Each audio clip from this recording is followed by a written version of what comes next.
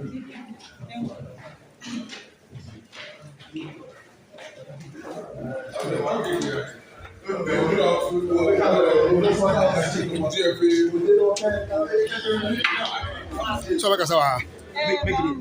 make it there. Yeah. So, man, don't step it down. Please step down one. Thank you. Okay. Are we done? Are you good to go? Yeah. Sure. Yeah. You have done the needful. What should you expect from you? Well, this is just the first step. The first step is to rescue our football. If the sporting public, if the clubs is satisfied with our football, then I don't need to contest. If the sporting public, if Ghanaians, if football club owners, people who spend their daily life and money to run football, if they are satisfied with the position of our football currently, then me, George Afriyie, I don't need to rescue Ghana. Yeah. The truth is that for the past 4 years, our football is divided. The truth is that our football has declined. For the first time in the history of our country, a Hassan Kotoko was open free gate, yet still it was empty. If Ghanaians think that the performance of our national teams in recent times is an improvement for 4 years ago, then I don't need to contest. If Ghanaians are satisfied with our leagues, then I, George Afriyie, don't need to contest. If there is transparency in the administration of football, I don't need to contest. You've been made to believe that COVID strike. Now football politicians has turned into political party politicians. If you are a football person, you and I will agree that your budget for the year for a Premier Division, for a Division 1, is a minimum of $100,000. And if COVID strike, apart from your salaries to your staffs and players, and it is not the case that a certain house of folk or Kumasi Asante Kotoko or Dreams FC makes millions of dollars in every year, and so therefore if COVID strike, then they are losing revenue. It is not the case. Our football every year, if you speak to people who spend money to run football, they will tell you the truth, that we are running football from our pocket, from our businesses. Sponsorship is not enough to run football in this country. And so don't let anybody deceive you that COVID strike. I'm hoping that the next argument will be that Ukraine has also affected football. Okay. I am sure, because they say COVID. And I'm saying, my name is George Afriyie. Under COVID, the money received by our association has never been given by our mother body FIFA. It's unprecedented. You can speak to member associations. We are in a global world. Ghana is just one of the 210 member associations. So don't let anybody tell you that COVID. Yes, COVID strike, we agreed. Yet we went into difficulty. We went through difficulties. But you have to ask yourself, this is the first time we had direct cash from our government. This is the first time our government sends Doom Lions to our stadia and to our offices to clean up the place. So don't let anybody deceive you that COVID strike and so therefore it affected our football. And for those of you who don't know, I want to educate all of you. Under normalization committee, there was a certain NC tournament. And this is what normalization committee, the football was handed over to people who were not football people. But those people was able to finance an NC special competition with a minimum of 30,000 each to a football club. So if a current administration gives you 30,000 Ghana cedis as a Division 1 club, what have you done? Why are we deceiving ourselves? I am saying it here on authority that in the past administration, the old administration headed by Mr. Kwesi Nyantakyi, the maximum and the federation member can receive from FIFA was a maximum of $275,000. It took Infantino, when he was campaigning to become the the president of FIFA, he said that FIFA has a lot of reserves and that money must be shared for football countries. It was Infantino who increased the annual, what we today call the FIFA forward, by $1 million. So my administration received $1,250,000 a year. FIFA gives them $250,000 a year. So minus sponsorship, this administration gets 1.5 million USD from the mother associations, CAF and FIFA. And the painful thing is that you see my brothers who run football on behalf of the federation. The first major task of a member association or football association is to develop the sport in all member associations. So the member association in Ghana, in this case, our first task is to develop football.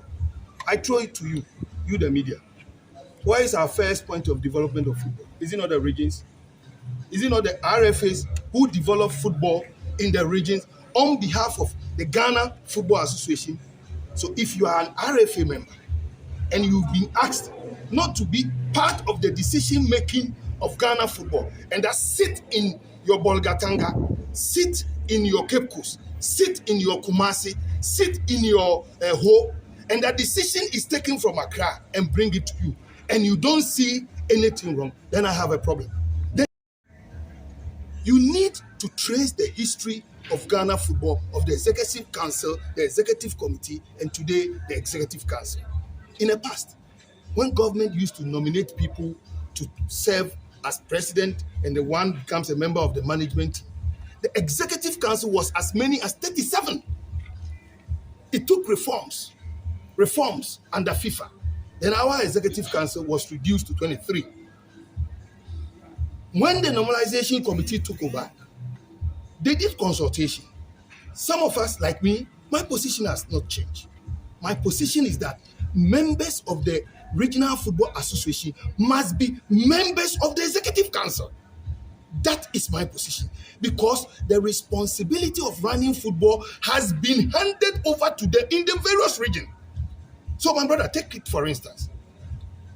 Between my brother Odrosafo or Nimado, who represent one club, Rekum Chelsea or a young apostle, and the man who lives in Cape Coast, who travels to Ejumako, Swedro, Winneba, Kaswa, and run all the juvenile football on behalf of the association, who should be sitting at the Executive Council.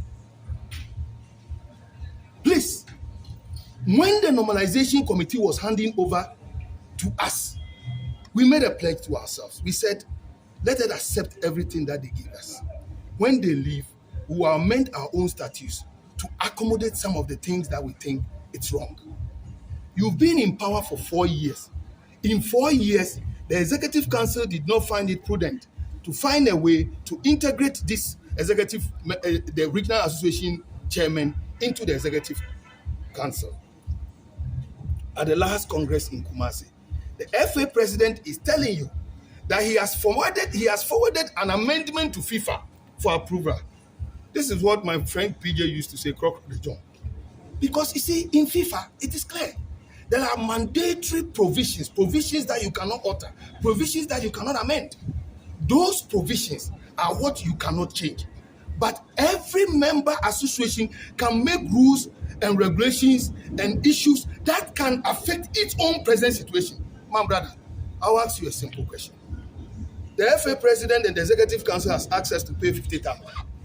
If my brother Kurt Okraku wants to contest for FIFA position, the president of CAF position, the Executive Council, ask him whether he's going to pay money. Because in FIFA and CAF, there is money for governance. You don't need to pay a filing fees. But here in our situation, the FA found it prudent that no, we need organizational costs, so pay 50,000. This explains that there are things you can do in your jurisdiction that does not require the approval of FIFA. But the RFs be made to believe that, oh, we've sent amendment to FIFA waiting for approval. Okay, if that is the case, why is the FA president promising at the last Congress that we will be giving you 4,000 and we'll set an RFA desk at the secretariat? If the man has any intention of bringing you to executive council, why would he be giving you 4,000? Because already members are enjoying 4,000. So he thinks that if it's the money, I'm giving it to you anyway.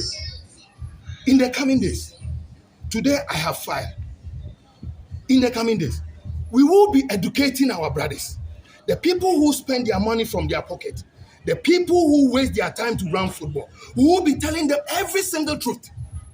You have been made to believe that, oh, Mr. Kurt Okraku is creating wealth for all. It's a good thing, but he's creating wealth for Dreams FC. It's clear. If 3 members of his technical team make it to the World Cup, and everybody gets an appearance fee of $100,000. How much has the team made? 300.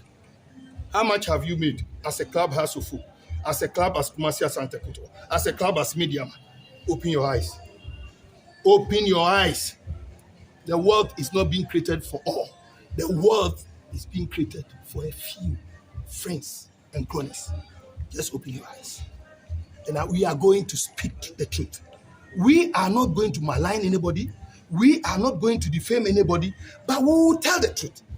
As I stand here, as far back 1 month ago, I knew how much was coming to the FA account. I know that FA has received $1.5 million US for preparation for the World Cup. How it was used, who questioned that? I am aware that the FA has received $1,250,000 as it was used. Who questioned that? I am aware that FIFA money has also come $9 million. How it will be used? Who questioned that?